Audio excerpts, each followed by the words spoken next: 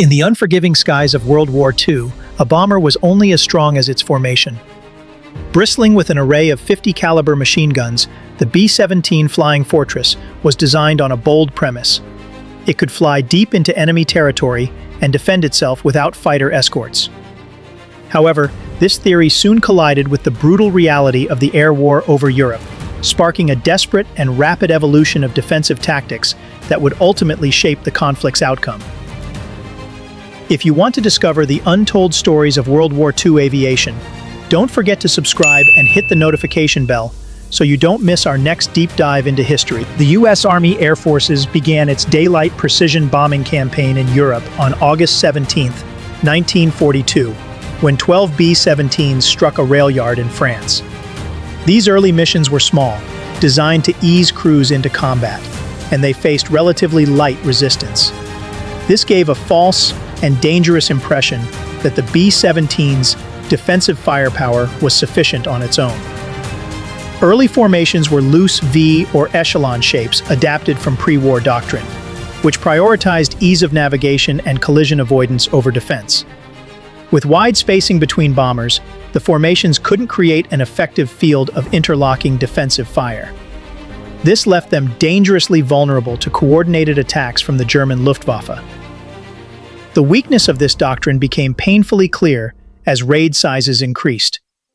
On October 9, 1942, the 92nd Bombardment Group lost 30% of its force over Lille, an utterly unsustainable rate.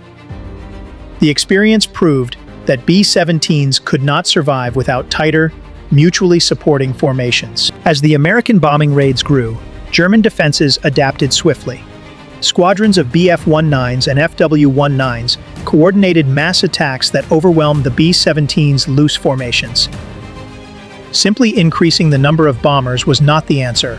A new defensive system was needed.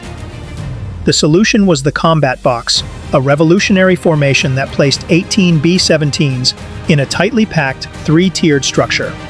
It consisted of a lead, high, and low section, each with 6 aircraft in a staggered layout that minimized blind spots and concentrated firepower.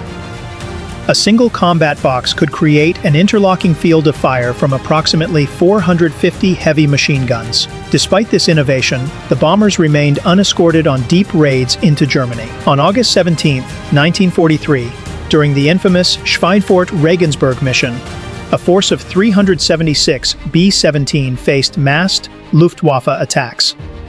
60 fortresses were destroyed, and dozens more were written off, resulting in a 16% loss rate. These catastrophic results showed that even the formidable combat box could not guarantee survival without long-range fighter support. The Luftwaffe continued to refine its anti-bomber tactics, countering the combat box with ferocious head-on attacks, where the B-17's defenses were weakest. In response, the U.S. 8th Air Force developed the tight box, compressing the 18-plane formation into an even denser unit, with near wingtip-to-wingtip spacing.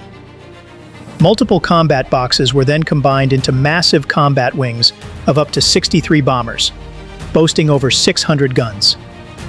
This created incredible firepower, but demanded extreme precision and discipline from the flight crews. The fatal flaw in the self-defense doctrine was exposed on October 14, 1943, a day that would become known as Black Thursday. Of the 291 bombers sent to attack the ball-bearing factories at Schweinfurt for a second time, 60 were shot down, 17 were damaged beyond repair, and 121 others suffered damage. This represented a staggering 20.6% loss rate for a single mission.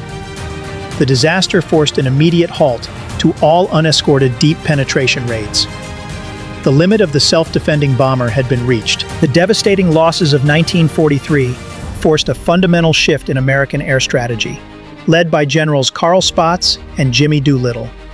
The answer to the crisis arrived in the form of a technological marvel, the long-range P-51 Mustang.